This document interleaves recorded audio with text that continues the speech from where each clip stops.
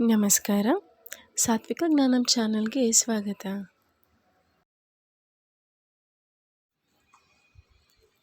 ಇಂದು ನಾವು ಗಂಗಾ ಸಪ್ತಮಿಯ ಬಗ್ಗೆ ತಿಳಿದುಕೊಳ್ಳೋಣ. ಗಂಗಾ ಸಪ್ತಮಿ ದಿನವನ್ನು ಗಂಗಾ ಮಾತೆಗೆ ಸಮರ್ಪಿಸಲಾಗಿದೆ.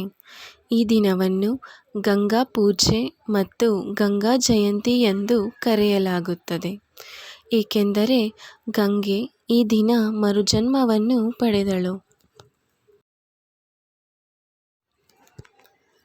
ಹಿಂದೂ ಪುರಾಣಗಳ ಪ್ರಕಾರ ಗಂಗೆಯು ಗಂಗಾ ದಸರಾ ದಿನದಂದು ಭೂಮಿಗೆ ಇಳಿದಳು. ಶಕ್ತಿಶಾಲಿ ಗಂಗೆಯು ಭೂಮಿಗೆ ಇಳಿದಾಗ ಗಂಗೆ ಇಡೀ ಭೂಮಿಯನ್ನು ಗುಡಿಸುವುದನ್ನು ತಪ್ಪಿಸಲು, ಗಂಗೆಯ ಮೂಲವನ್ನು ಒಡೆಯಲು ಶಿವನು ಗಂಗೆಯನ್ನು ತನ್ನ ಕೂದಲುಗಳಲ್ಲಿ ತೆಗೆದುಕೊಂಡನು.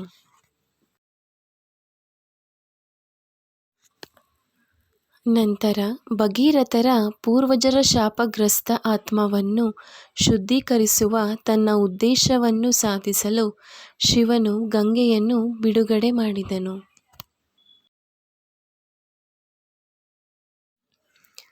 ಗಂಗೆಯು ಭಗೀರಥರ ಸಾಮ್ರಾಜ್ಯಕ್ಕೆ ಹೋಗುತ್ತಿರುವಾಗ ಅವಳ ಪ್ರಬಲ ಹರಿವು ಮತ್ತು ಪ್ರಕ್ಷುಬ್ಧ ನೀರು ಋಷಿ ಜಾನುವಿನ ಆಶ್ರಮವನ್ನು ನಾಶ ಮಾಡಿತು.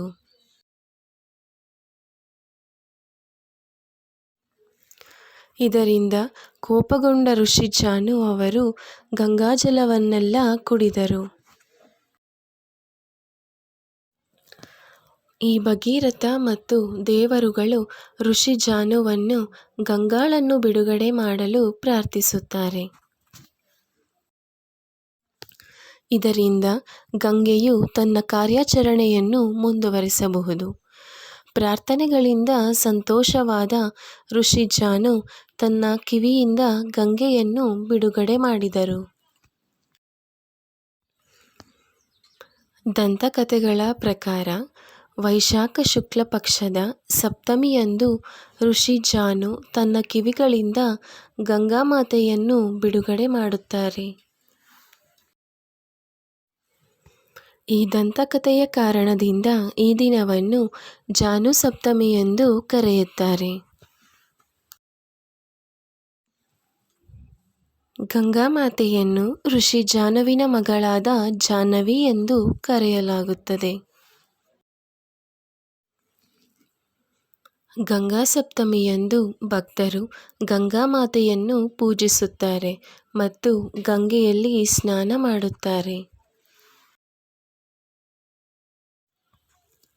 ಗಂಗಾ ಸಪ್ತಮಿ ದಿನದಂದು ಗಂಗಾ ಸ್ನಾನವನ್ನು ಮಾಡುವುದು ಅತ್ಯಂತ ಮಂಗಳಕರವೆಂದು ಪರಿಗಣಿಸಲಾಗಿದೆ.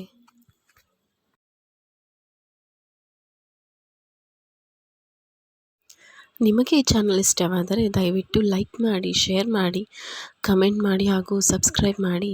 ಪ್ಲೀಸ್ ಬೆಲ್ ಐಕಾನ್ನ ಕ್ಲಿಕ್ ಮಾಡಿ. ಧನ್ಯವಾದಗಳು.